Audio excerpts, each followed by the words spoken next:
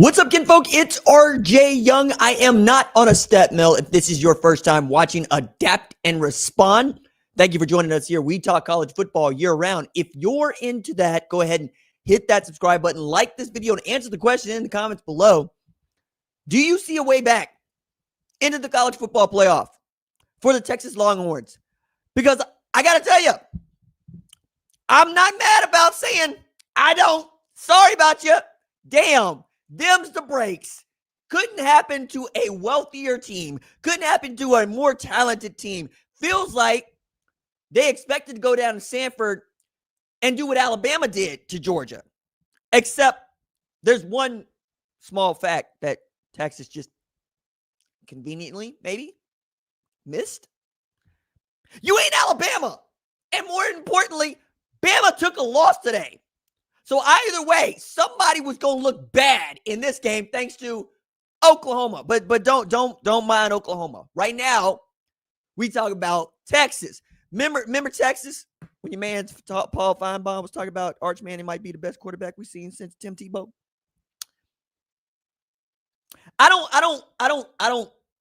think that take is going to stand up here after 10 games, dog. I don't think that's what you want to do right now, dog. Look, Arch didn't play piss poor, and he didn't play great. He played 27-43 for 251 with a TD to pick, took 3 sacks. But it was more about Kirby Smart running circles around Steve Sarkisian and backing that man up everywhere he could go. Like, between Glenn Schumann and Kirby Smart, it was very clear to me that there was nothing that Texas was doing offensively that was flummoxing his defense or that they weren't prepared for. And that, if I'm Steve Sarkisian, would give me the shakes. Because my whole get down is I'm a great play caller. As a matter of fact, a couple weeks ago, he was asked, you thought about giving up the play caller privilege so you can, worry about other stuff? He's like, no. That's one of the reasons I got the job. I'm a really great play caller. Not tonight, fam. Not tonight. You got 10 points tonight, fam. You got 10. Again, against one of the best coordinators to ever do it, you got 10. 10 ain't going to get it done when they putting up 35 on your defense. And remember, you got Arch Manning. You got Ryan Wingo. You got DeAndre Moore. You got Everett Mosley the fifth. You got Parker Livingston. You got C.J. Baxter. You got dudes. You got Jackie and Drees, and all you can do is get 10? 10? I mean, if this was gymnastics, maybe that's pretty good, but this is college football, so no, it's really not. It's really not. So we got that going on for him, which ain't a great look, quite honestly. And the other part that I think is fascinating about this is I've been saying for anybody that will listen to me when I talk, man, I'm telling y'all, be dropping nuggets on this thing. If you can stop Steve Sarkisian running the football, you can beat Texas, period. The offense does not work if he can't run the football. It's as if the quarterback doesn't have any options available to him because all of the things that allow for a quarterback in a Steve Sarkisian offense to operate depend on having outstanding rushing. Okay, so take it back to 2020. What I think is one of the greatest college football teams of all time. As a matter of fact, we got 3 of the greatest college football teams of all time, 18, 19, 20, right? Clemson, 2018, 2019 LSU, 2020 Bama. I still think 2020 Bama versus everybody. It's the best team I've ever seen, right? Especially given what they had to go through. But the reason that Mac Jones was cooking people is because Najee Harris was running over people. The reason Devontae Smith was winning the Heisman Trophy is because Najee Harris was running over people. The reason Jalen Waddle was an absolute monster is because Najee Harris was running over people. They weren't able to run over nobody tonight. Not nobody. Look, they had 17 rushes for 23 yards in this game. Quintravion Wiser had 9 for 37. They couldn't do anything against that Georgia front seven. And there is nothing that Kirby Smart loves more than eating up your rushing attack because then he gets to send his simulated pressures. And his simulated pressures with his rotating coverages are hell for a quarterback. Because not only do you not know where the blitz is coming from, it ain't a blitz. Because he's not sending more than 4. And all the time you're rotating the coverage. So you have pieces on the chessboard that are in constant motion while your guys are in constant motion and having to make their sight adjustments post-snap and you have to trust them to make them. And then you got to know where you're going with the football, all while you got 6'6", 260 pounds running down your throat. That is where you get to decide whether or not that's a great quarterback or not. And as a dude that played a position, as a dude who loves offensive football, that's hell, dog. When I don't know who's coming after me and I can't read the back end because my post-snap read is no longer clear because I can't get out of my way. Is that 3 coming from this side? Is that 3 and 1? Where are they coming from? And that is really the sauce of an odd front. That's why Kirby Smart loves his 3-man front, and that's why most defensive coordinators can run one, will run one. And even if you ain't got the personnel to run a 3-4, which means you got to be super large up front. Like you got to put it at whatever Jordan Davis was running around at, whatever Jalen Carter was running around at. Then you got edges, right? That outside linebackers, they're really 5 techniques. Then you got your outside linebackers that could be 5 techniques, but they can run like deer, so you have them at outside linebacker. Think Trayvon Walker, right? Then you got your linebackers that can plug every gap and every hole, but you also got a defensive tackle up there that's eating up at least 2 blocks, so he's got a clean view of the backfield, and he can go get whomever's back there. And we got guys that are fast and can move lightning quick at 240 pounds and can see it and hit it. Yeah, that's an elite front 7. So then you get to play too high with your safeties, which means you can do anything you want. You can rotate one down. You can run cloud. You can run robber. And if you feeling frisky, you can run man. But also because of the odd front, I can send people from everywhere. I can send safeties. I can send linebackers. I can collapse one side. I can twist. I can make hell for a quarterback, which is all of this moving around in your face. And that's what I felt like Arch was dealing with all night because he didn't have a run game he could trust. When you have a run game you could trust, you force the defense to declare at some point, we're going to run man here because we no longer want to get beat running our zone coverages where we're letting the running back come to us, where we're letting the offensive line come to us. But they were able to beat up on a 5-man offensive line with essentially a 4-man front with 3 down linemen. Again, it's Kirby Smart, right, who's recruiting big, strong, fast dudes. But those simulated pressures are hell, man.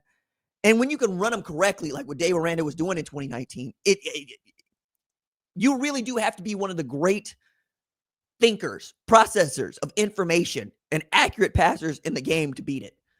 And Arch is just not that guy. And I said that in the preview leading up to this. I said, confuse that boy. If you give that boy something else to look at, move it around, shake it in his face a little bit, give him a little bit of this, give him a little bit of that, he's going to be wide-eyed like a newborn at strip club or like a new boy at strip club, and he's not going to know what's going on. You're going to hit him. You're going to get in the way of these passes. You're going to pick these things off, man. It was really, really astounding and great defense. And then the audacity to be the pole assassin on the sideline to go for the onside kick. Damn. Damn. I mean, I swear to God, that is the kind of stuff that gets people to rage quit against me on EA Sports College Football 26. You're up. You just gotta, you got a momentum play, right? Quick change. You got the TD. And then you onside kick and you recover, rage quit. And I know that's what Steve Sarkisian wanted to do. He wanted to rage quit right there because there's no way you're coming back. And then it got worse. And now you're down 35-10, and you got 3 losses in a league where 3 losses is out of the college football playoff on a day where a team you beat a team that couldn't beat the team that just beat you. So for those of y'all that are new or have not been paying attention to the college football so far this season, Oklahoma beat a previously undefeated team in SEC play called Alabama. Oklahoma also lost to Texas at a neutral site game, but we always play at Dallas. And then Georgia lost to Alabama at Sanford. So now we got 1 loss, right, for Ole Miss, who clawed one back against Florida today. We got 1 loss for Georgia against Bama. And we got 1 loss for Bama against Oklahoma. We got us a race, dog. Like, the nice thing about this SEC championship game, A&M, by the way, still the last and only undefeated team in the SEC. Nobody can clinch a spot in the SEC championship game until November 28th to November 29th. Can't happen.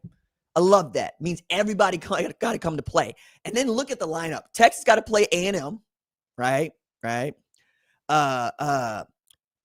Oklahoma got to play LSU, but not the LSU that we thought they were going to have to play. That's good for them, right? Might feel like Oklahoma might backdoor into this thing if Ole Miss can't hold its water against a Mississippi State team that has looked plucky. Meanwhile, all Georgia got to do is sit back and wait because their non-conference is done. They finished it 9-1 or 8-1, excuse me. So your only loss is to Bama, whose loss is to Oklahoma, and then they got to play Auburn, right?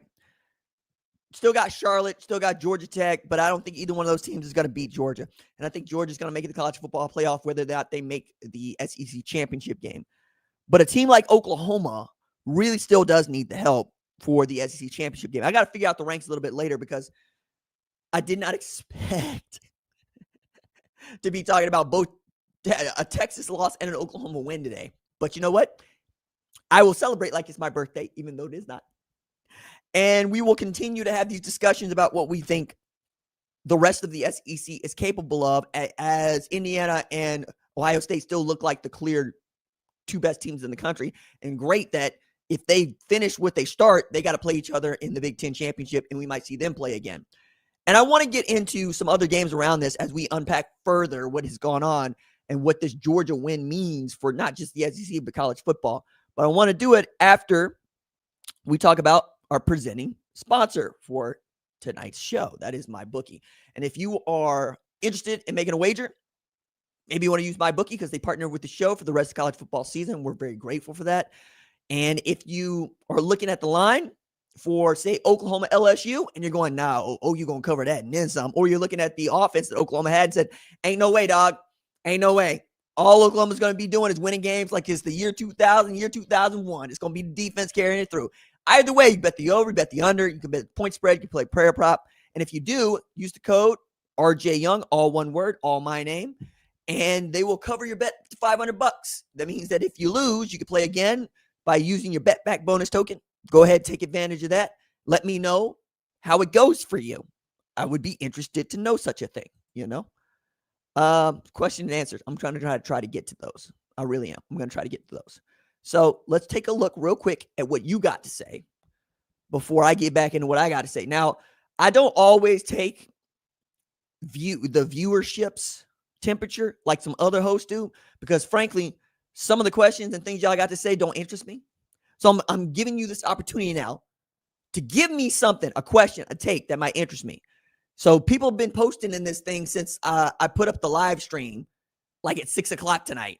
And every now and again, you find somebody who's like, yeah, okay, Texas going to take care of business. And that, no. It's not how that worked.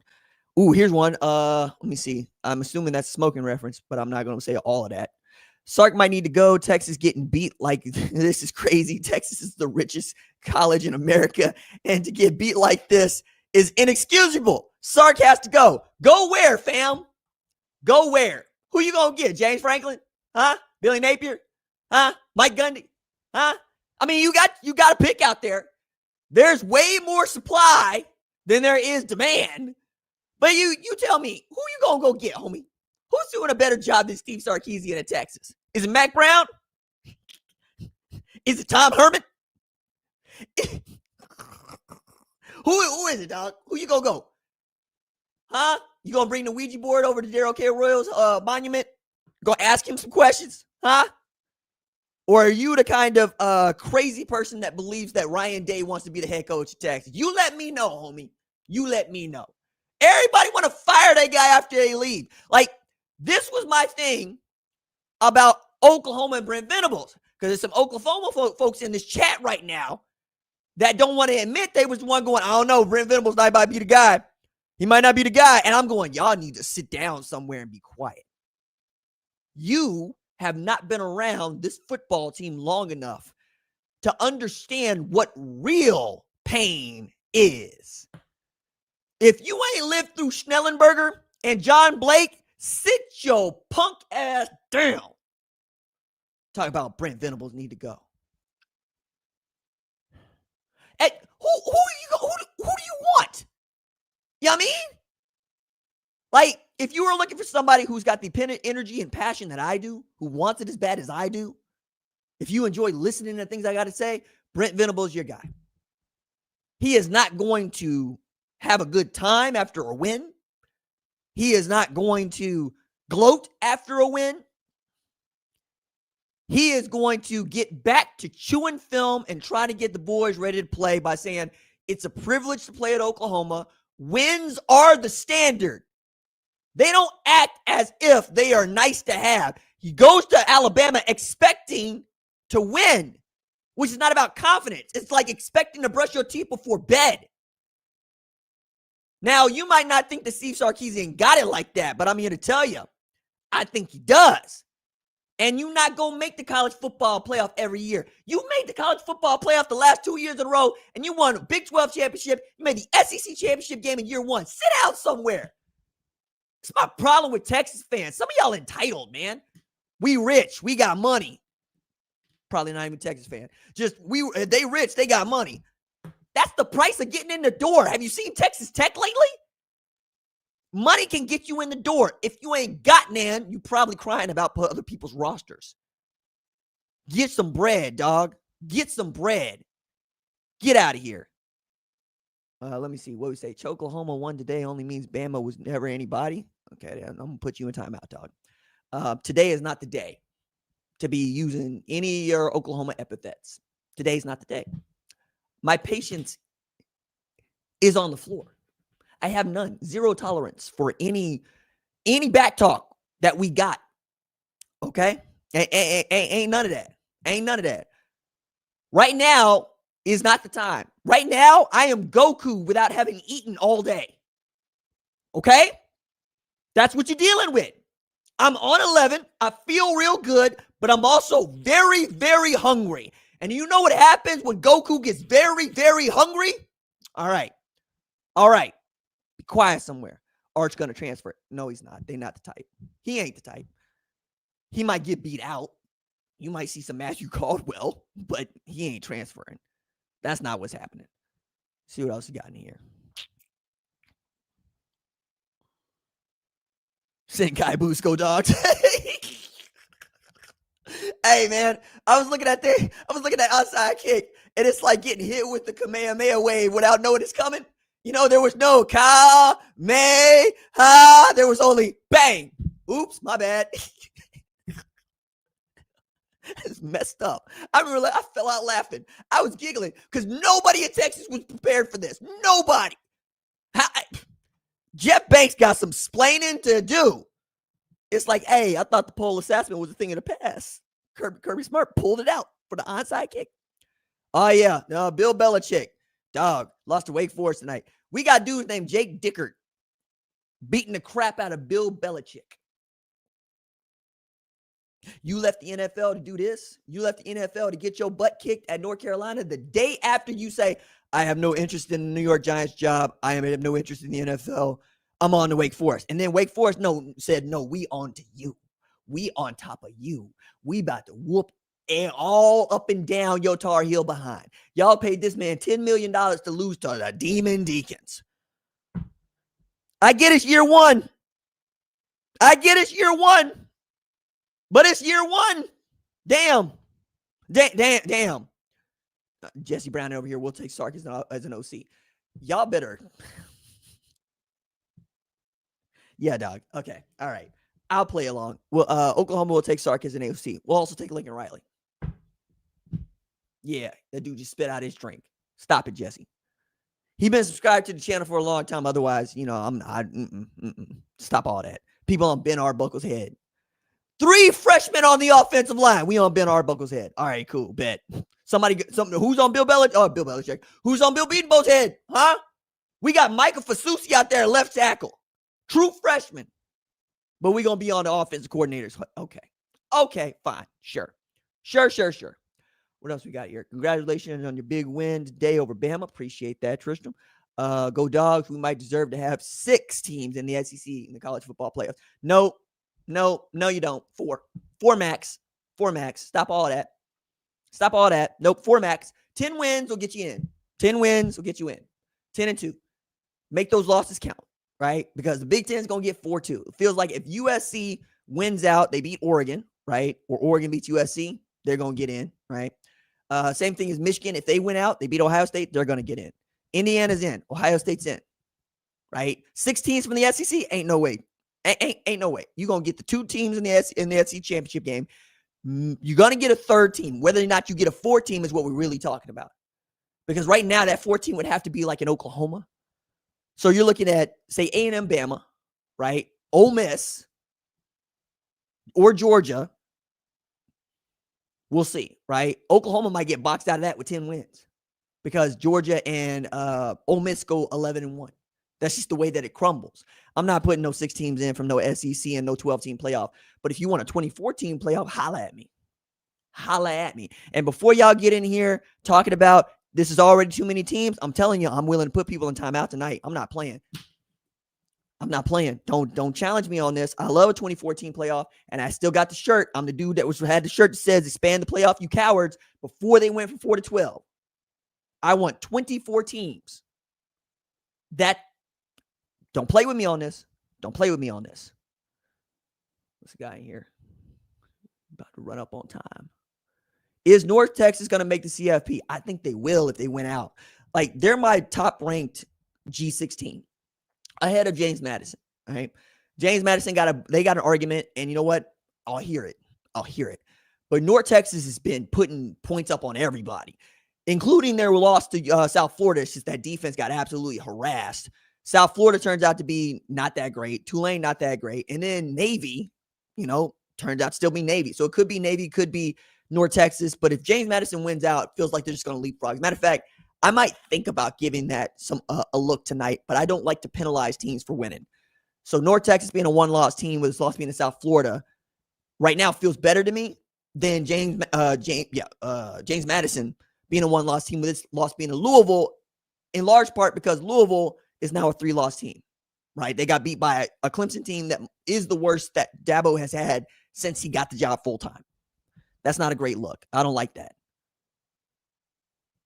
Why not 24 and not 32 or 16? Okay, 16. You save yourself with this 16 because I was about to put you on timeout because I think don't try me on this. I wanted 16 before they went to 12, right? Because at the time, and this is my thinking with most of it, with the 16-team playoff, you had 10 conference champions, right, before the Pac-12 folded. And you could get there again. But every single conference champion gets an automatic bid. And then you have your 6 at large. So the 24-team playoff that I like is not the 24-team playoff that we're closest to putting in. So a lot of the work that I've done at Fox Sports about the hypothetical 24-team playoff is based on the model that is getting the most support. And the model that's getting the most support is 4 automatic qualifiers for the Big Ten, for the SEC, for the ACC, for the Big 12, and 2 for the G6, which means that 18 of those spots are already spoken for, and the committee only gets to pick the next 6.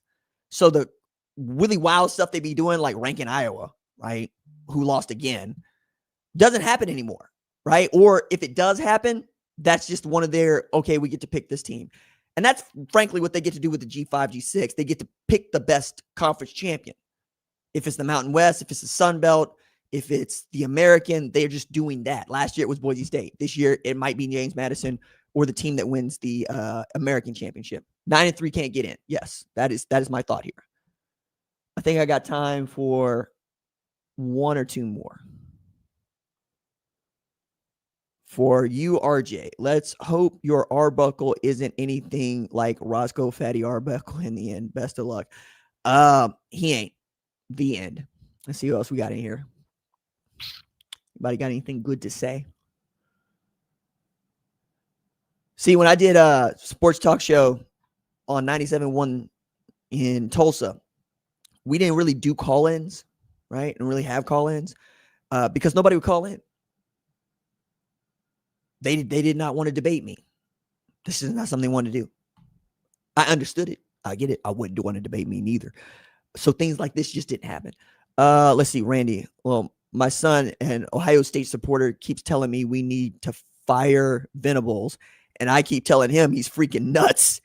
It'd be, 13 years since our defense has been this dominant. That is a fantastic point made. Fantastic point made. Because what we learned at Oklahoma is with Lincoln Riley going to score a lot of points. The offense that he runs does not feel like it is ever going to be capable of playing complementary football for any defense and any defensive coordinator, because they're going to score and score and score. And the way he wants to sit on the ball, it's not efficient. It's just running the football. Whereas the way that Ohio State will sit on the football is efficient. Doesn't mean they stop throwing the football. It means that they chew clock. It means they huddle. But when Lincoln Riley was running the offense at Oklahoma, we didn't have Coach Com like we do now. So if Lincoln wanted to stop running tempo, he could. But now when you run tempo, you need to. But when you can send this in here and you can huddle and you don't have to give away what alignment you're in, they can't gear up to stop whatever run they think you're going to run, because the thing is, you don't have that many. Everybody's got you got your staples. You got ISO, you got trap, you got power, got counter, right? Outside of those, sweep, stretch, if you one of those teams that likes to run a lot of ace, delay. But depending on what formation in, we know what you want to run. So as soon as we get to see the formation, we clock it. Just like when people tell you how many guys are in the box, do math. If they got more than we can block, guess what we ought to be doing? Throwing the football. If they got fewer than we can block, guess what we ought to be doing? Run the football. If it's even, we have the advantage because we know the snap count. We know where we want to go. Run the football. It's that simple. I'm with you. Kid doesn't know much. What do I think of Arbuckle's scheme? I think I would like to see it with a real quarterback and a real offensive line. Like my one major conniption with John Mateer is that he's a high school shortstop playing quarterback. And the guy that I've seen since he broke his hand has not appeared. And I don't think it's got anything to do with the broken hand. I think it's that in the SEC, it's much harder to play quarterback than it was Washington State, where you didn't really play Power 4 teams. And when you did, he didn't play that well. He played a lot like what he did against Alabama today. It wasn't great. And I was even getting asked this at halftime from the one person whose text messages I will return at halftime. Miss Terry, she'll watch this. And it was simple, like, what am I missing? And she didn't ask, what am I missing? It was, I forget exactly what she asked, but my response, I remember, was the defense is playing lights out. The special teams is playing lights out. Tate Sandell's probably going to win the Lou Groza Award and should. The turnovers are off, the points off turnovers are the reason why Oklahoma was in the game. Like, if you don't have a pick six, Oklahoma doesn't win. Period. I mean, we're talking about a Bama team that had turned the ball over 6 times for today, and they turned it over 3 times today. That doesn't happen. Oklahoma doesn't win. With a competent quarterback like, say, Ty Simpson, you win that game by 3 scores. I haven't seen that with John Mateer. I don't think it's got anything to do with the scheme. The scheme doesn't make you overthrow passes. The scheme doesn't make you throw into throwing lanes that aren't there. The scheme doesn't make you intentionally ground the ball. The scheme doesn't have you holding onto the ball and taking sacks. The scheme doesn't have you rolling out to one side where everybody knows where you want to dump the ball off and we jump the route. That's got nothing to do with scheme. That's everything about the quarterback. So to be honest with you, I don't think I've seen the scheme. I think I've seen John Mateer run the scheme. I think that makes sense the way I'm putting it. Let's see. I don't think that John Mateer is uncoachable. I think they're playing to his skill set. I think he's intensely coachable. I really do. I think he's an outstanding man. I think he is learning on the job. I also think there's a reason why he wasn't recruited heavily out of high school. There are things about his game that might give you the willies at the Power 4 level, and we're seeing them. We're seeing them. I think I got time for one more good question. So put a question mark at the end of what it is that you want to ask. Maybe.